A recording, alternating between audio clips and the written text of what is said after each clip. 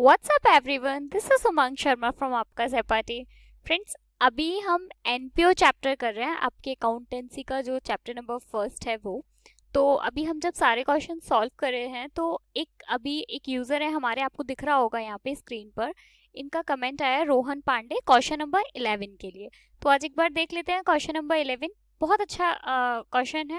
आप बाकी सारे लोग भी, आपको किसी भी क्वेश्चन में कोई प्रॉब्लम हो रही है तो आप मुझे बताया करो। वैसे तो मैं पूरी कोशिश करती हूँ कि मैं सारे एनसीईआरटी के मोस्टली सारे क्वेश्चंस कवर करूँ। तो ये एनसीईआरटी का क्वेश्चन नंबर 11 की डिमांड हुई है, तो क्वेश्चन नंबर 11 आज हम सॉल्व करते हैं। आपने बाकी फ्रेंड्स को भी बोलो कि अगर उन्हें भी किसी क्वेश्चन में भी, किसी भी पर्टिकुलर क्वेश्चन में कोई प्रॉब्लम हो रही है तो वो मुझे कमेंट करके बताएं कि उन्हें किस क्वेश्चन में क्या प्रॉब्लम हो रही है। हम सॉल्व कर लेंगे। इससे बाकी सारे बच्चे, उनको भी काफ़ी हेल्प मिलती है कि एक बार आपको अच्छा से रिवीजन हो जाता है आपका भी, और आपकी और अच्छी प्रैक्टिस हो जाती है। आइए स्टार्ट करते हैं क्वेश्चन नंबर 11। पढ़ते हैं। Prepare income and expenditure account and balance sheet for the year ended December 31st 2006 from the following receipt and payment account and balance sheet. हमें क्या बनाना है? इनकम एंड एक्सपेंडिचर अकाउंट बनाना है और balance sheet बनानी है। अच्छा, साथ ही एक बात और, जो हिंदी मीडियम वाले बच्चे हैं ना, आपकी बुक में भी सेम क्वेश्चंस दिए हुए हैं सारे, ठीक है। बस हो सकता है एक दो पेज नंबर ऊपर नीचे हो सकता है, लेकिन क्वेश्चन सेम है, अमाउंट आपको सेम मिलेगा बिल्कुल, ठीक है। चलो स्टार्ट करते हैं। सबसे पहले बनाते हैं इसका इनकम एंड एक्सपेंडिचर अकाउंट। उससे पहले एक काम कर लेते हैं, ये जो हमें नीचे बैलेंस शीट दी हुई है ना, इसमें जितनी भी चीजें दी हुई है इन सब के टिक हम ऊपर लगा लेते हैं, जिससे हमें पता चल जाएगा कि जब वो चीज आएगी तो हमें वहां पे एडजस्टमेंट करना है कुछ। एडवांस लॉकर रेंट, तो एडवांस लॉकर, हीरा लॉकर रेंट हमने यहाँ पे टिक कर लिया। सेकेंड वाला क्या है? सब्सक्रिप्शन, तो सब्सक्रिप्शन पे कर लिया, ठीक है। उसके बाद क्या है? आउटस्टैंडिंग सैलरी, सैलरी कहाँ दी हुई है? ये रहा सैलरी। उसके बाद में नेक्स्ट है लोन, ठीक है, ये हम याद रखेंगे क्योंकि ऊपर कुछ है नहीं इसका। कैपिटल फंड, ठीक है, इसे भी। कैश इन हैंड, अच्छा ठीक है। आउटस्टैंडिंग एक्सपेंस और बिल्डिंग, ठीक है। ये सारी चीजें तो अलग से दी हुई हैं जो कि बैलेंस शीट में ही जाएंगी, तो इनको तो ऊपर टिक करेंगे नहीं हम। सबसे फर्स्ट वाले से स्टार्ट करते हैं, ओपनिंग कैश बैलेंस। अच्छा, मुझे ध्यान से सुनना और साथ में बताना भी, मतलब अपने दिमाग में सोचो, वीडियो पॉज करो और मुझे कमेंट करके बताओ, क्या ओपनिंग कैश बैलेंस यहाँ पे इनकम एंड एक्सपेंडिचर में तो आएगा ही नहीं, ये तो आपको पहले से पता है। क्या बैलेंस शीट में आएगा? अब आप वीडियो पॉज करके आंसर देना, तब मेरा आंसर सुनना। देखो, ओपनिंग कैश बैलेंस से हमें यहाँ पे कोई लेना देना नहीं होना चाहिए। क्यों नहीं होना चाहिए? क्योंकि हमें क्या बनाना है? हमें केवल क्लोजिंग बैलेंस शीट बनानी है, और ये तो कहाँ जाएगा? ये तो ओपनिंग बैलेंस शीट में जाएगा, इसलिए इसको तो हम छोड़ देंगे। बात आती है सब्सक्रिप्शन की। सब्सक्रिप्शन कहाँ लिखेंगे? आपको पहले से पता है, इनकम साइड में जाएगा सब्सक्रिप्शन, तो सबसे ऊपर हम लिख देते हैं यहाँ पे सब्सक्रिप्शन। मैं फिर से कह रही हूँ, मैं शॉर्ट में लिखूंगी लेकिन आप लोग शॉर्ट में मत लिखना। सब्सक्रिप्शन का अमाउंट हमें दिया हुआ है यहाँ पर। अच्छा, एक चीज और देखो, ये हमें कब का रिसिप्ट एंड पेमेंट दिया हुआ है? 2006 का। तो इसका मतलब यहाँ पे क्या हुआ? हम 2006 वाला ही लेंगे, 45 वाला तो लेंगे नहीं, हम लेंगे 56 वाला। तो 22,000 रुपए अभी अंदर ही लिख लेते हैं क्योंकि हमने टिक किया हुआ है कि इसमें कुछ ना कुछ एडजस्टमेंट है। इसके बाद में क्या दिया हुआ है? सब्सक्रिप्शन रिसीव्ड इन एडवांस 1,000 रुपए। एडवांस में रिसीव हो गया है। अगर एडवांस में रिसीव हुआ है तो आपको इसे यहाँ पे प्लस करना पड़ेगा, प्लस एडवांस रिसीव। अच्छा, ये रिसीव कब का है? इन, मैं यहाँ पे ईयर भी लिख देती हूँ आपके समझने के लिए, 2005 का। कितना? 1,000 रुपीज ऊपर दिया हुआ है, ठीक है। तो इसका टोटल कितना हो गया? 23,000। 22,000 पहले से था, 1,000 रुपए का एडवांस रिसीव हुआ है, 23,000 रुपए हो गए। उसके बाद में नेक्स्ट हमें दिया हुआ है एंट्रेंस फीस। एंट्रेंस फीस क्या होती है? ये भी हमारी इनकम होती है, यहाँ पे लिख दो एंट्रेंस फीस। फीस कितना है? 2800, 2800 रुपए। उसके बाद में नेक्स्ट हमें दिया हुआ है,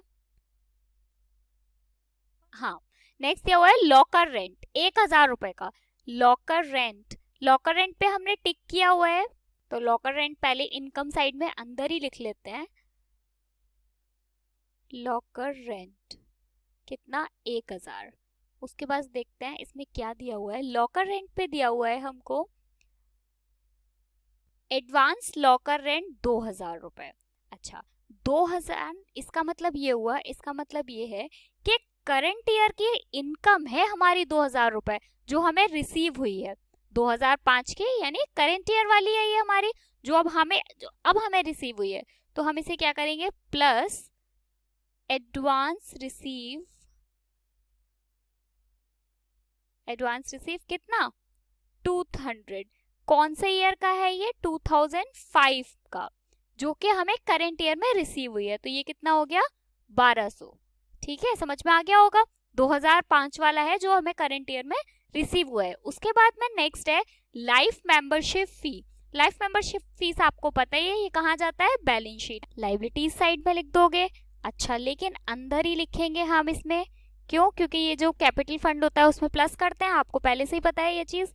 प्लस LMF का मतलब है लाइफ मेंबरशिप फीस, आपको शॉर्ट में नहीं लिखना है। इसके बाद में नेक्स्ट है गवर्नमेंट ग्रांट। अच्छा ये भी एक तरीके से हमारी इनकम होती है, तो हम यहाँ पे लिख देंगे गवर्नमेंट ग्रांट, कितना 11,000 रुपए। ठीक है, इसके बाद में हमें नेक्स्ट दिया हुआ है फर्नीचर। फर्नीचर आपको पता है कहाँ पे जाएगा, फर्नीचर लिखेंगे हम बैलेंस शीट में। तो लिख दो बैलेंस शीट में, असेट साइड में लिखो यहाँ पे फर्नीचर, कितना है फर्नीचर 4,000 रुपए का। फिर क्या है इसके बाद में, इसके बाद में है नेक्स्ट हमारे पास टेलीफोन एक्सपेंस। टेलीफोन एक्सपेंस कहाँ पे जाएगा, एक्सपेंडिचर में जाएगा, तो यहाँ पे लिख दो टेलीफोन एक्सपेंस, खर्चा है हमारा इसलिए यहाँ पे आया है। बाहर लिख देते हैं क्योंकि इस पे कोई भी एडजस्टमेंट नहीं है, 800 रुपए। इसके बाद में नेक्स्ट है हमारे पास सैलरी। अच्छा बहुत बहुत अच्छा एडजस्टमेंट है, ध्यान से समझना। देखो सैलरी 2005 में लिखा हुआ है 1000 और 2006 में लिखा है 4000। तो सबसे पहले आप एक काम करो, एडजस्टमेंट करने से पहले ये जो 2006 वाला है ये तो करंट ईयर का है, और करंट ईयर का कहाँ पे जाएगा, एक्सपेंडिचर में जाता है, तो आप पहले इसको लिख लो सैलरी। ठीक है, कितना 4000। अच्छा अब देखते हैं ये कब का हो गया, करंट ईयर का, याद रखना। इसके बाद में 2005 में लिखा हुआ है 1000 रुपए। अच्छा नीचे क्या दिया हुआ है, देखो नीचे क्या लिखा है, आउटस्टैंडिंग सैलरी 2000 रुपए। इसका क्या मतलब है, ध्यान से समझो। जैसे लास्ट ईयर का, यानी लास्ट ईयर मतलब 2004-5 का, 2004-5 को आपको 2000 रुपए सैलरी के देने थे। ठीक है, 2000 रुपए देने थे, लेकिन आपने दिए कितने हैं, केवल 1000 रुपए। आपको देने थे 2000 रुपए, आपने दिए 1000 रुपए।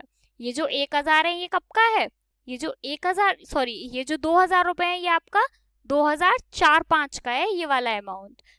ठीक है, तो आपने 2000 देने थे, आपने दे दिए 1000, यानी 1000 अभी भी देना बाकी है। तो आप क्या करोगे, इसे हम लेके जाएंगे बैलेंस शीट में। अब ये क्या है, आपकी लाइबिलिटी है, आपको जो कि चुकानी है। तो आप यहाँ पे लिखो सैलरी, सैलरी स्टिल आउटस्टैंडिंग, अभी भी दी नहीं है आपने, फॉर कौन से साल की, 2005 का, कितना, सॉरी 2004 का, वेट एक सेकेंड, हाँ 2005 मतलब वो 4-5 वाले सेशन का, कितना 1000 रुपए, क्योंकि 1000 रुपए आप पहले पे कर चुके हो। उसके बाद में नेक्स्ट हमें दिया हुआ है न्यूज़पेपर 700 रुपए। इसको कहाँ पे लिखोगे, ये आपका खर्चा है, एक्सपेंडिचर में ले जाओ इसको, क्या हो गया न्यूज़पेपर 700। राइटिंग का थोड़ा इशू है मेरे साथ, तो आप कर सकते हो कि मैं बोल भी रही हूँ, तो आप वहां से समझ के लिख लेना। उसके बाद में नेक्स्ट हमें क्या दिया हुआ है, सन्ड्री एक्सपेंसेस 1000 रुपए के। सन्ड्री एक्सपेंसेस कहाँ पे जाएंगे, एक्सपेंडिचर में, खर्चा है आपका। सन्ड्री एक्सपेंसेस कितना 1000। इसके बाद में नेक्स्ट क्या है, डिफेंस बॉन्ड्स। डिफेंस बॉन्ड्स क्या होते हैं, ये एक तरीके से इन्वेस्टमेंट होती है ना। तो ये कहाँ पे जाएगा, बैलेंस शीट में जाएगी, आपकी असेट होती है ये। आप इसको डिफेंस बॉन्ड के नाम से लिख दो यहाँ पे, डिफेंस बॉन्ड। कितना दिया हुआ है? 18,000 रुपये। उसके बाद में नेक्स्ट दिया हुआ है हमको लैंड। लैंड है 20,000 रुपए की। लैंड आपको पता ही है कहाँ पे चली जाएगी? असेट में जाएगी। तो यहाँ लिख दो लैंड, कितना? 20,000 रुपए। इसके बाद में नेक्स्ट दिया हुआ है क्लोजिंग कैश बैलेंस 2500 रुपए। ये 2500 रुपए कहाँ चले जाएंगे? कैश इन हैंड यानी बैलेंस शीट में। तो इसे लिख दो आप यहाँ पे कैश इन हैंड 2500। अच्छा, उसके बाद में अभी कुछ चीजें और बची हैं। क्या है? देखो, रेंट का हम कर चुके हैं यहाँ पे। सब्सक्रिप्शन, अच्छा 2006 वाला सब्सक्रिप्शन का तो हमने कर दिया था यहाँ पे। अभी 2005 वाला और रह गया है। अब आप देखो यहाँ पे 3,000 रुपए का सब्सक्रिप्शन आपका लास्ट ईयर का था, जिसमें से 2,000 रुपए का सब्सक्रिप्शन आपको रिसीव हो गया, लेकिन अभी भी 1,000 रुपए का सब्सक्रिप्शन आपको मिलना बाकी है। तो आप क्या करोगे? इसे हम लेके जाएंगे असेट में। आपकी असेट ही तो होती है। तो यहाँ पे आप लिखो सब्सक्रिप्शन स्टिल आउटस्टैंडिंग। कब का? 2004-05 का। अभी आपको रिसीव नहीं हुआ है। कितना? 1,000 रुपए। कैसे आया ये? मैं यहाँ अलग से लिख देती हूँ। 3,000 आपका था लास्ट ईयर, जिसमें से 2,000 का आपको रिसीव हो गया। तो 3,000 में से 2,000 गया तो 1,000 का भी आपको मिलना बाकी है। इसके बाद में ये हो गया, ठीक है, लोन हो गया। कैपिटल फंड, तो ये कैपिटल फंड जो दिया हुआ है इसे कहाँ पे लेके जाओगे? लाइबिलिटी में। इसे लिखो कैपिटल फंड, कितना? 36,800। और क्या दिया हुआ है? इसके बाद में कैश इन हैंड दिया हुआ है हमें 12,000 रुपए। इसे हम लिखेंगे नहीं, क्यों? क्योंकि ये ओपनिंग बैलेंस शीट वाला है। ये हो गया। उसके बाद बचता है बस एक बिल्डिंग, 35,000 रुपए। बिल्डिंग आपको पता है कहाँ पे ले जाएंगे? बिल्डिंग को ले जाएंगे हम बैलेंस शीट में। यहाँ लिख दो बिल्डिंग 3,500। ठीक है, ये बन गई। अच्छा, अब क्या बचता है? बस सारी चीजें हो गई। अब कैलकुलेशन कर लेते हैं। टोटल लगाते हैं। सबसे पहले इनकम साइड का टोटल लगा लेते हैं। तो ये टोटल आएगा 0 0 0 1 2 2 2 2 2 ओके 8 2 1 3 38,000। इधर भी हम लिख लेते हैं 38,000।